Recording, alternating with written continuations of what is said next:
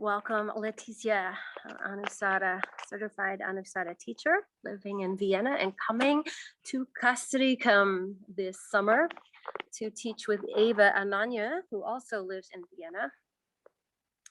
100-hour yoga immersion. Welcome.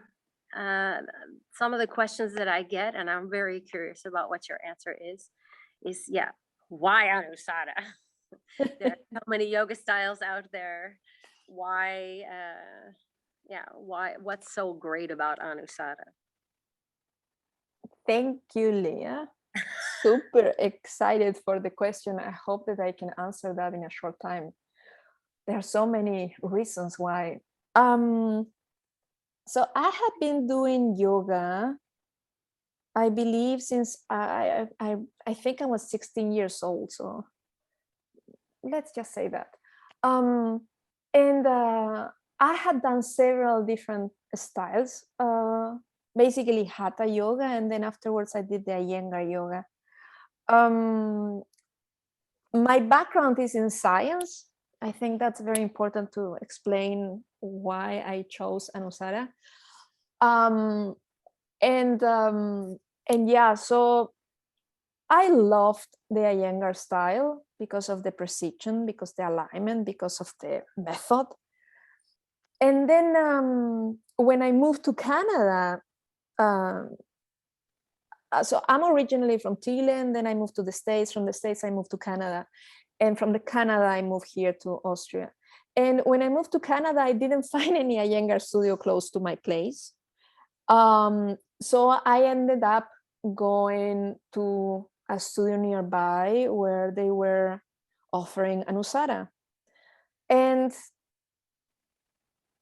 I got hooked from day zero. From that first moment I step into that studio. And I love, for instance, so there is also a lot of precision in the method.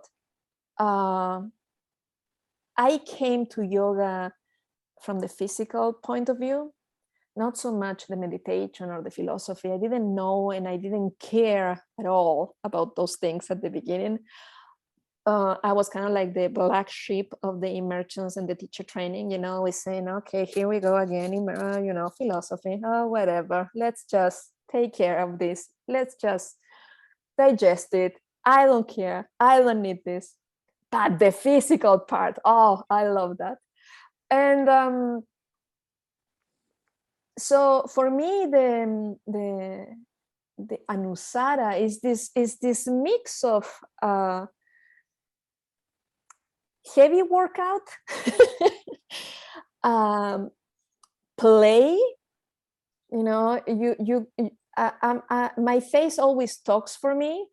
So for me, it's very hard to not laugh when I feel happy or not cry when I need to cry. And in Anusara, I was allowed to express myself. In the class, I was allowed to laugh and to say, oh, wow, that was hard. Or, oh, wow, that's so nice. Or, you could talk. And you also had this space to realize that every day the practice is just different. We have also this huge syllabus, right? It goes from little to very simple things to very hard and complicated things. And you learn how to get them. You also learn to respect your body and the limits, and being okay with that.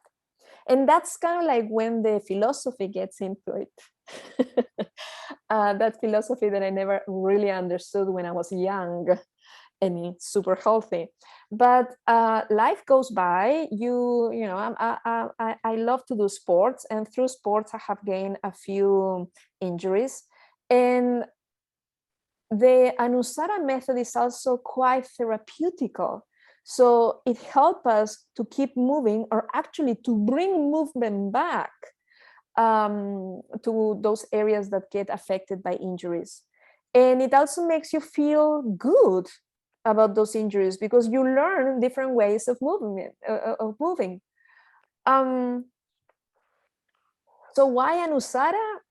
Because it's a rich tool It's a rich tool of different ways of feeling good with yourself. The philosophy now, I highly appreciate the philosophy because you learn that everything is one, that everything is the self. Again, I used to be a physicist, so for me that part was very obvious. Everything is energy.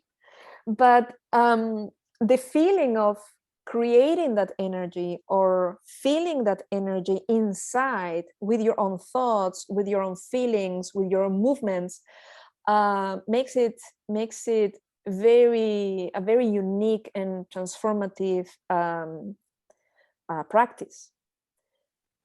Last week we talked about with Ava the philosophy of each jhana kriya, about how there's desire, knowledge, and action. Mm-hmm. And I find that's such a beautiful, strong philosophy also for people who are teachers. And that's what I think. She also said that the philosophy is what brings a lot of people who've already been through one teacher training into the Anusara immersion, because those people already know how to teach. They're now taking the philosophy into the yoga practice and allowing it to be such a rich. So do you have anything you want to say about the Ichajana Kriya, or that part of how it translates onto the yoga mat? Sure. The philosophy, is there, right? A theory. But when we practice at the yoga mat, you learn how to practice that philosophy, how to take the theory and make it a reality. The Icha, right, relates with the attitude, relates of what you want to do, with the desired. In my case, I wanted to have a strong body. I wanted to have a capable body. You want to do something good. You want to do something, period. Then the Jnana, it's the knowledge. You need to learn different things. You need to learn, in Anusara, right? We learn the biomechanics, the science of the movement of the body. And when you learn how to use those tools into your own body, you notice how, again, the connection with the philosophy kind of like weaves into the movement of the body, and you realize that you are so much more than just a physical body, right? That you realize you become very aware of the always present consciousness, of this amazing energy that is always vibrating, that is always manifesting and sometimes hiding. You don't get to see it. Sometimes you feel it. And then you learn how to use those techniques, so those tools.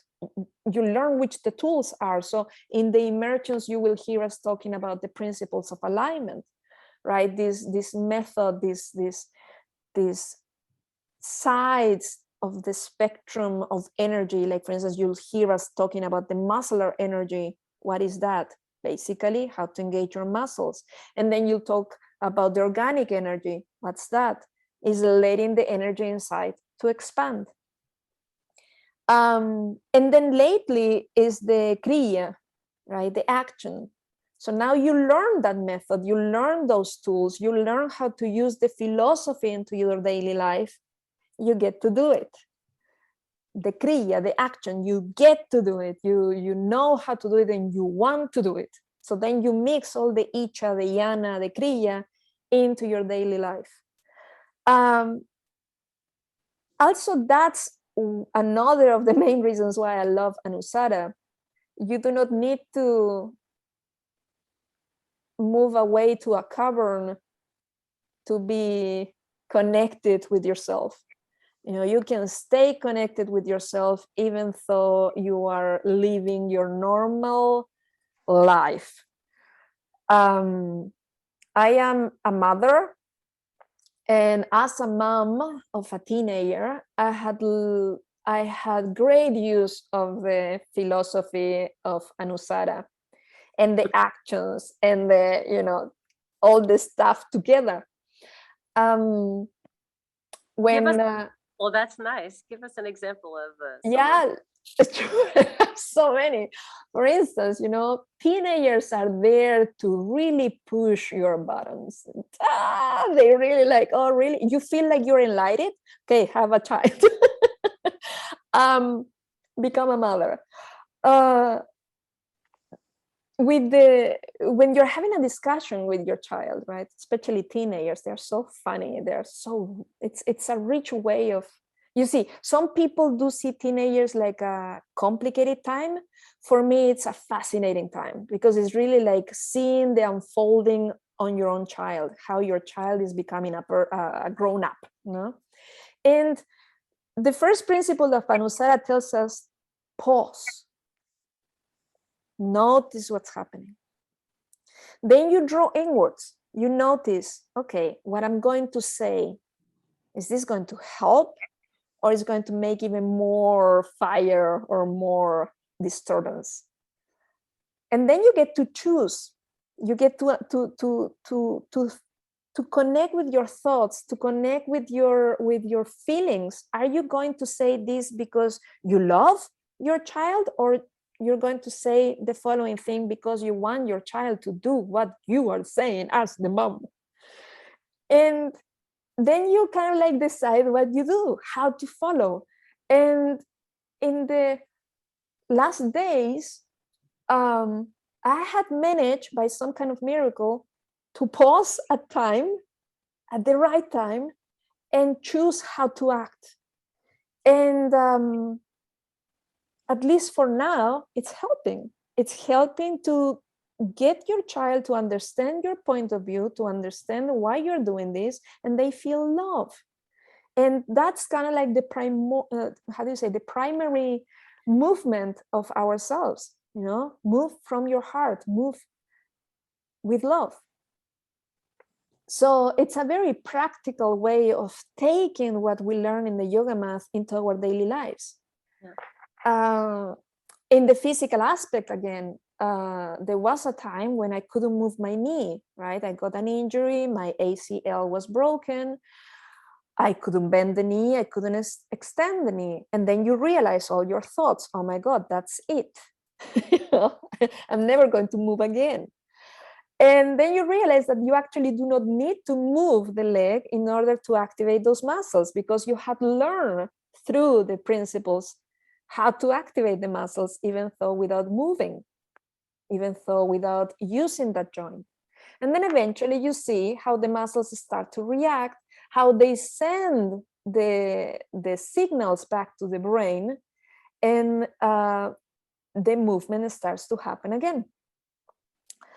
And you notice, okay, it was just another part of the game, another part of life, learning how to stay connected, how to stay soft, how to keep breathing, and how to keep going. What would be like opening to grace? Your reaction, your explanation of pausing is what they call in Anusara opening to grace. And like, what would be an example of muscular energy in that teenager analogy? Well, both the brain and the heart are muscles. So it's a little bit like drawing back inwards. The muscular energy, right? The engagement of your muscles. So in a conversation with your teenager child, connect the muscles of the brain with the muscle of the heart, and then choose how to talk. The muscle of your brain to the muscle of your heart. And the talking would be like organic energy. Yeah, because you let that loving energy, right, to expand through you. Nice. Yeah. Because and I then find also so beautiful taking that mat, what we learn on the mat, and then applying that also.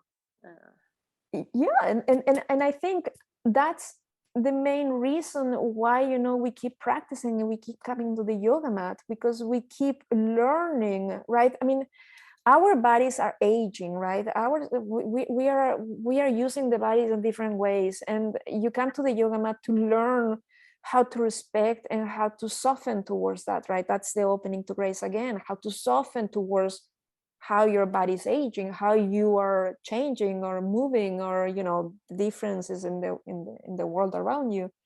And you take a deep breath, which is something that I never understood when I was doing my immersions. When people just tell you, well, you're having a hard day, take a breath, breathe. And you are kind of like, and how is that going to help me? Well, it's going to help you to soften. It's going to help you to choose your thoughts, or to choose how to talk from the heart, how to connect with the, again, loving energy that is inside. And when you start to take that aspect that you learn through the physical movements, you know, an example, I'm doing a yoga pose and I feel pain in my right hip. What do? Do you keep pushing yourself, or do you listen to yourself? You listen to yourself. We had learned that. And so you pause, you realign, you notice, okay, maybe if I engage this muscle a little bit more, if I move the thigh, or, you know, if I move in this way or move in that way, is the pain is still there? Most of the times the pain goes away. If it's still there, okay, maybe that's not the pose for that hip at that moment, and that's okay. And that's something, you're really good at, like, therapeutic adjustments. I have had that. People who are watching this video, like Letizzia, some of people know that I've got a hip injury, so we worked a lot on and making tiny little subtle adjustments that connect to the principles of alignment, to really, really learn to be in a pose without pain. And that's the goal, right? Because then, first of all, when you get aware of the pain, you let yourself be more compassionate with yourself. And I think that's the key. That's one of the key actions. You become compassionate. You don't just keep pushing yourself. And you realize that when you become compassionate, things dissolve. You get softening again. Again, the energy of love towards yourself instead of judging yourself, you know. I went through that. I mean, I love the therapeutic aspects of Anusara because I had experienced them myself, with myself, right? I have a shoulder injury that I got a few years ago after a small accident. I fell, you know, and even the reaction towards the pain, you know, the philosophy teaches us as well, pain is there for a reason. Pain is a way of helping us. So you learn how to take all those aspects that from, you know, dark into light, the whole spectrum, remembering that everything is the same thing, it's the same energy, just different, just opposites. And how do you react towards them, towards those possibilities, or towards those teachings in disguise, as I call them? And then comes the attitude again, right? It changed your whole attitude towards your pain, towards what you're going through. And then again, it all connects, right? You know the knowledge, you have the tools, so you know how to tune yourself into making your body able, into making your mind connected with your heart. And then you get and you do it. And I think the thing that I was most impressed with, and tell me what you think about this, is that, like, you're clearly coming from a passionate, strong practice, you know, and a lot of people who are doing vinyasa and that kind of stuff, that they really also are aware of that. But there are a lot of people coming from the other spectrum, from the yin spectrum, from the slowness, from the not doing, that the yoga is about not doing, and yoga is about meditating only and doing less and less and less. And I think that this attitude, alignment, and action, which the 3 A's really impressed me with helping to understand how much to do, either how much less to do or how much more to do, so that you find, um, I say the edge, but edge makes it sound like it's The right amount of ingredients. about pushing. Anyway, do you want? Can you speak about your anything you've, especially coming from the scale from under, or you clearly you've spoken about coming from above. Yeah, Um, but I had also come from under, oh, from way under, when you are absolutely not able to move. I mean, I did have a really bad injury on my knee, and my knee wouldn't, I couldn't move it and I couldn't bend it. It was just because I couldn't. It's not like I didn't want to. It was physically impossible. And then, there is nothing that you can actually do. You just have to soften, and you just have to wait until the healing process is there to start. And that moment when, I'm a doer, I'm a very fiery person, and that no, aspect of just waiting, the waiting, my God, I think I learned the most from that aspect of the just waiting to see. And it's a little bit of like learning how to cook. You add salt, you add pepper, you add different stuff. How much of those stuff you need to add? mm, And everybody needs a little bit different, right? I mean, maybe my parents love very salty food. I do not like salty food. yeah. Some people like it spicy food. I have enough fire, so I cannot do very well with spicy food. So it's a little bit of how much spices you use. And maybe you're not feeling like using them at all. Yeah, you have restorative, the restorative part of Anusara as well. And that's the thing, that in Anusara, there are many different aspects, and you can choose which one you like and which one you follow. You can just meditate the whole day if that's your call. You can do restorative poses, is that what you need? Yeah, if you are feeling like push it, you can push yourself. Nobody says no to that. It's saying yes to however you're feeling, whatever you want to do. And at the immersions, what you do is basically to learn how to listen to what your needs are and which part of the tools to use. Yeah. And that really resonates with coming from a vinyasa background. It's all so fast, and I realize that a lot of people learn so much about this small little pause, this step one, the first principle, opening to grace, because then it helps to know when you're pushing yourself too far, but it also helps when you want to push yourself a little bit more, Mhm. if you're under doing it, for instance. Yeah, and as I said before, right, I'm a pushy, I'm a fiery person, and I had noticed that, for instance, when I'm upset, it's not a very good idea for me to go into my normal practice, Yeah, to do more because I push myself and then I get in troubles, right?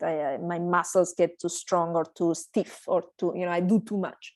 So this is also a way of learning, of noticing, of becoming aware. Once again, that word, aware. When I am upset, what I do now is basically I do very soft movements, something that I never did as a young person. It comes only with, the learning of how to take the philosophy inside. Okay, yeah, I'm upset, so maybe I shouldn't do 10 chaturangas, right? Maybe I shouldn't do handstands today. Maybe I should just learn how to soften and how to breathe again, and softening my feelings, my mind. Why am I upset? Trying to get into what's happening. Again, those 3 A's, reconnecting to those 3 A's. Okay, I'm upset. That's my attitude, right? What's my desire? Do I want to stay upset, or I want to soften again and feel okay? Maybe yes. So then which tool do I use? Knowledge. How can I do this? Not by pushing myself. What about softening? What about a nice child's pose? What about, some opening, some, soft restorative poses, some shavasana. Sometimes that's all you need, right? A shavasana to feel the breath.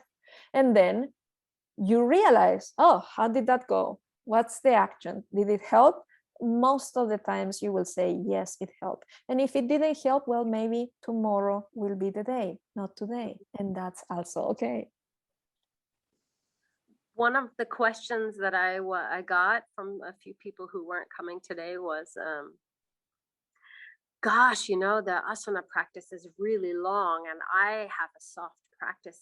Am I going to be able to handle that? And do you have an answer to that during the immersion? If people come for the 5-day immersion and we are together from 9 till 5 p.m. or 6 p.m. and they notice it's a 3-hour yoga class. Can you speak to that? Yeah, but you're not doing the whole day asana practice, right? I mean, the way that the immersion day goes is that, we get together, we talk about what the day is going to be. Maybe you have a couple of sessions during the day of asana, but there is a lot of demonstrations. There is a lot of learning how the poses get done, so to say. So it's a lot of, you learn to observe, you learn to feel it in your body, you learn how to, you get to do, maybe the same pose with 2 different aspects. And then you realize, oh, this one is nicer than the other one. Why is it nicer? So then you contemplate, you get together again with the whole group and we talk, how did that go? How did that feel? There is philosophy teaching, of course. So you get to relax the body and work out the mind, the brain. So it's not I don't know, it's not like you're going to be working out the whole day, right? I think you said something about the learning to see. I think this is actually what I've never gotten from any other teacher training was the fact that when we break into partners and we really practice on each other, the assistant, the person who's assisting, really sees all the different bodies. And especially people who take an immersion who are already teachers, they really learn to look in a new way. I really felt I knew the poses inside out because we did all these observations and pausing. It's not going by so fast. So perhaps that's also a nice point for people who are already teachers, why an immersion in Anusara is. And another thing that you also learn through observation is that there is no, how do you say this? All bodies are different. And you learn also to soften towards that. Yeah. And you also learn, because you are doing it for 5 days in a row, yeah, you also notice that your body changes as well. So the first day you might be, feeling a certain way, and the last day you're going to feel completely different. And your body also adapts. And even, I mean, if you have ever been into an Anusara class, even though you want to teach the same thing, it never works in the same way. But that you will learn later if you do the teacher training. But the immersion is the same thing. You could be doing, child's pose today, and the next day you do it again and you feel it completely in a different way. It's like if you have never done it before. And then you add some of the, things that the teachers will tell you, and you're like, oh, wow, that's a complete weird thing. Why are we doing it like that? Why? Knowledge. We are learning different ways. Yeah. So I never, or I almost always try to just observe my students, and again, this comes later when you're doing the teacher training. You learn how to teach without doing, because during the immersion you get to feel the poses from the inside, beyond how they look. So your body doesn't need to do the pose, but you have learned those poses so well at the immersion that you can teach them and tell your students how to do them without actually your body doing it, because you really immerse into how the body is moving, and you also get an understanding of what are the areas they are being worked or stretched.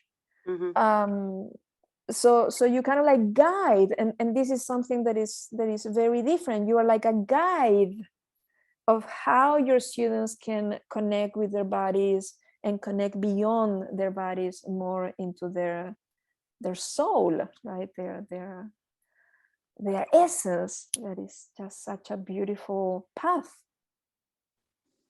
Thank you. It's nice to hear so much passion about about life in the shape of yoga. So that's really great.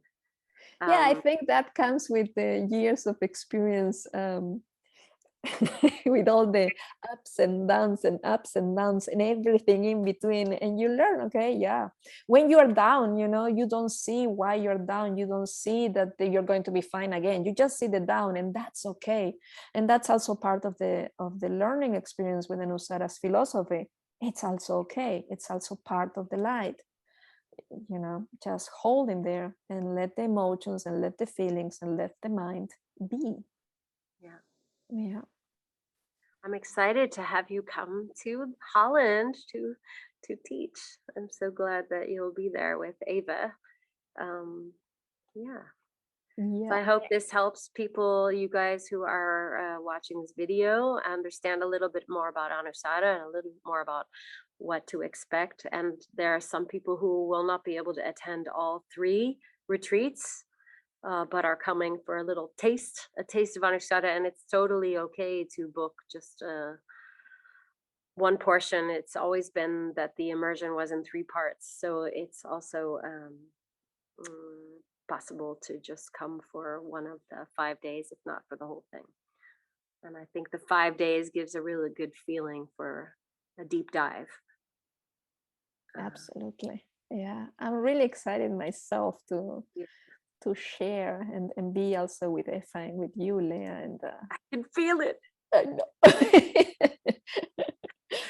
So thanks for your time, and thanks for joining.